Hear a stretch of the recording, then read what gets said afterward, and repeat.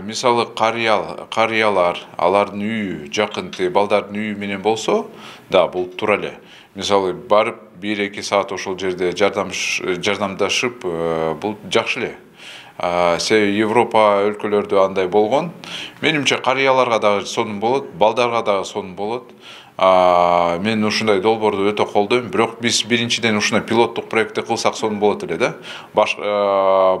Сразу толук жалпысынан кылбай эле, бир жерде алып, мисалы, карыяларды мындай именно колу буту иштеген ошол карыяларды алып, балдардын үйүн жандабы же ошол эле үйүнө киргизип, жашаттырып көрсө болот. Долбоор катары. Жыйынтыктар жакшы болсо, сөзсүз аны башка уже жерлерде кылсак болот. Ош карылар үйдүн директору бар, алар билет да кимдин характери кандай экенчи, ошо мен өзүнө жараша, бул балдарды жакшы көрөт, бул жаман көрөт, бул нервный, бул орукчан депчи. Ошолорду тандап, анан алып барса, анан бир жерге көрсөк, эксперимент кылып, эгерде болуп кетсе, анан ошондук мындай өнүктүрүп кетсек болот. Бирок мунун мындай пайдасы бар болуш керек деп ойлойм. Мен үчүн дегенде карыларга да, ош балдарга да алар бири-бирине керек деп ойлоп атам да мен. Негизи психологиялык жактан өзү туура көрүнүш. Европада, башка мамлекеттерде сиз айткандай мээримдүүлүк жагын, ошол эле балага ким керек карай турган ата-эне сыяктуу мээримдүү бир чоңураак бирөө болсо, же тескерисинче карыган адамга кичинекей бала болсо деген албетте бул адамдык сезим ички да. Бирок колдон келсе биз балдар үйүн дагы жок кылып, карылар үйүн дагы жок кылып, аларды ушундай система менен иштей турган кылып коюшубуз керек, эч кандай бербеш керек. Ал эми балдарды деле бизде деле изелтеден бери бала эч качан берилген эмес, баары тууганы бар. Бирөө болбосо экөө бар. Эми такыр эле бир тоголокто эч кимиси жок болгон учур болгондо гана ошону тезирээк кайра бирөө багып алсын дегенге алып барыш керек да. Багып алган семьяга акча төлөйт. Мисалы Европада ошондой. Баягындай канча 2 миллиард сомдойбу кетет экен. Ошо биздин балдар үйүнөчү. Андан көрө ал акчаны бирөө мээримдүү менен багып алса, ошого бир 10 000 сомдон мисалы берип турсаң айына, ал жакшыраак карай беле деген ушундай бир ойлор бар. Жумушчу топ анын үстүндө да иштеп атат. Бирок жакын караларда карап көрөбүз. Эгерде колдоо тапса, аны да киргизели деп турабыз. Балдар үйү менен карылар үйүн бириктирүү туура эле деп ойлойм, себеби Европа өлкөлөрүндө ушундай практика бар. Анын ичинде бизде Ошто дагы бар деп уктум. Алар деле мындай өзүлөрүнүн неберелериндей көрүп, бир эре шаркак жашап, балким коомго тезирээк аралашуусуна жакшы болмок деп ойлойм да. Бири-бирине мээрим төгүп, себеби мээрим көрбөй өскөн бала менен ата-энесинин мээримин көргөн бала таптакыр башкача болот да. Муну кыргыздар көбөйүп атат, ошо кейиштүүсү ошол. Бизде ушул негизди салтыбызда жок эле да.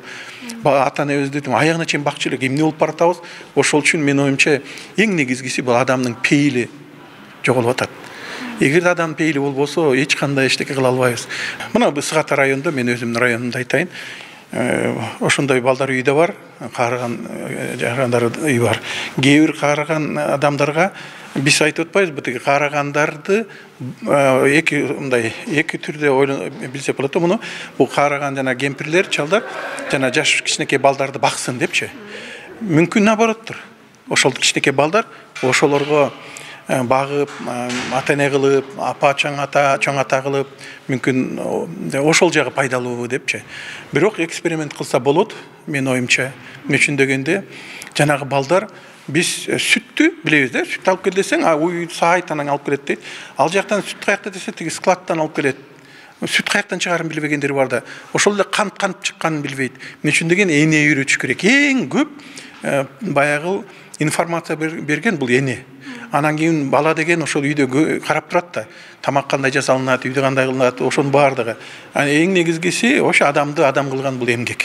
Сиз айткандай, ошол биз мыйзамга өзгөртүү киргизип атабыз. Бул мыйзам эмнеден болуп чыкты? Биринчи кезекте ошол азыркы учурда тилекке каршы биздин салтыбызда болбогон, коомубузда болбогон нерселер өтө көп кездешүүдө да. Ошол карылар үйүн карап көрсөңүздөр, бир топ ошол жерге ата-энесин алып барып таштап койгон. Бирок ар бири менен сүйлөшүп көрсөңүз, ал жакта отургандардын жана жаткандар менен акылдашып көрсөңүздөр, мындай алардын баардыгынын өзүнүн окуялары жана тарыхы бар да. Бирок келип эле баардыгы мураскорлукка калып келет экен, тилекке каршы. Ата-энесин ушул жака алып барып коюп, ар кандай алдоо методдор менен үйлөрүн өзүнө жаздырып алып, андан кийин адан өтүп бири бири менен соттошуп, урушуп, керек болсо бир окуяны айтып берейин. Ошол жерде бир эжекебиз, мындай энебиз отуруп өзүнүн пенсиясын алганда да бекитип алат экен. Ал пенсиясын бекитип, эмне үчүн бекитип атасың десе, мага балдарым келсе берем, кийин дагы келсин. Ушу келиш үчүн эле керек болсо өзүмдүн пенсиямды берем дегенге чейин барат экен да. Демек бул эмнени билдирет? Демек бул ушул канчалык бизде коомчулукта бул маселеде көйгөй экенин жана акыркы учурларда биздин ушул коомубузда болбогон нерселердин кайталанышы болуп келатат. Ошондуктан биз айтып атабыз. Келиңиздер, эгерде мураскор болом десең, андан 5 жылдан кем эмес.